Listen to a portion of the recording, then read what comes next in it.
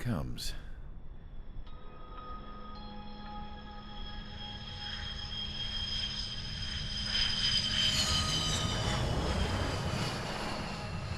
Mihai's looking worse. Thank God he has his granddaughters here to help him out. They're sisters, 15 and 10. Engaging the enemy in combat so we could use his physiological data to improve the drones had always taken a toll on Mihai's body. But today, he was really showing his age. The drones we based on his data were being taken down at a faster rate now compared to when the war began. When Mihai found that out, he insisted on flying to the front lines to see it for himself. Sometimes he could be so stubborn. His age wasn't the only thing affecting his health. Over the years, flying at high altitudes for prolonged stretches of time had ravaged and poisoned his body. But he was a man of grit. Today, after 28 years, he saw combat again. If his flight suit still wasn't good enough to protect him, I can't imagine how many Gs he hit today during the battle. As a pilot, he exceeds all our expectations. It's going to take a bit more tweaking before our drones can match his skill.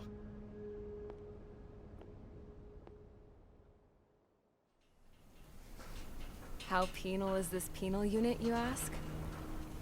This place is a shithole.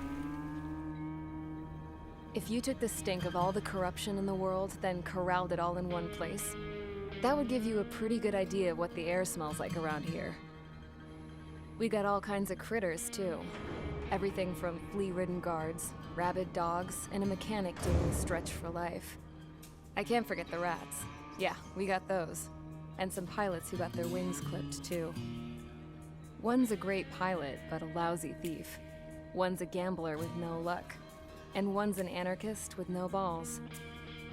Their job here was to rev the engines on the fake runways. The idea was for Erusia's spy satellite to pick up the heat sig. Even though there weren't any real fighters here, it looked like it on their infrared. I bet you're wondering, if Erusia lost the war, how come they still have a spy satellite? Because someone over there was smart enough to train a bunch of computer nerds to hack into half of Osia's satellites. That's how come. Every now and again, I'd try to bust out. And every single time, those damn dogs would drag me right back. When I was in my cell, I'd hear this voice coming from the guards room. It was the Erusian princess rallying her people on the Erusian national broadcast. All us prisoners had become big fans of hers. You want to hear something funny? The guards were big fans too. I swear to God, every time she was on the air, they'd turn up the volume on the radio and sit there listening. I could see how someone like her could win the hearts and minds of soldiers and workers alike. When the princess said something, you could tell she meant every word. Lately, she'd been having more fun with her speeches, and that made her seem even more charming. You could say her charm was like a virus.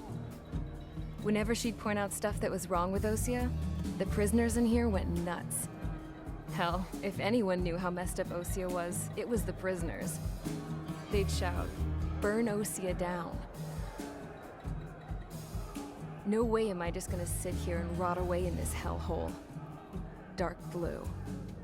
Instead of building fake-ass planes to trick Erusia, I'm gonna build one that'll really take off. You can count on that.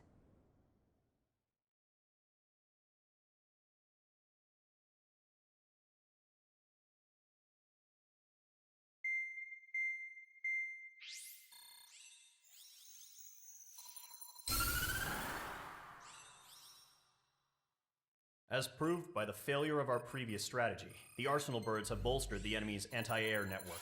This will be difficult to overcome. However, we still need to get swiftly to the space elevator no matter what it takes. Someone there is counting on us. The hero of the Circum-Pacific War and the man who spearheaded the construction of the space elevator. Osia's former president, Mr. Harling. Mr. Harling was inspecting the elevator when the war broke out.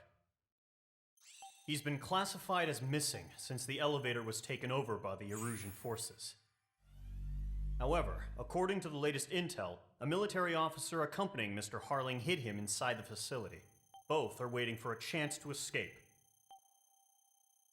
Enemy anti-air radar network has been set up around the space elevator. It's likely a large squadron would be detected. We will send a single aircraft through the network and send in a rescue team soon after. A number of anti-air radars have been set up around the space elevator.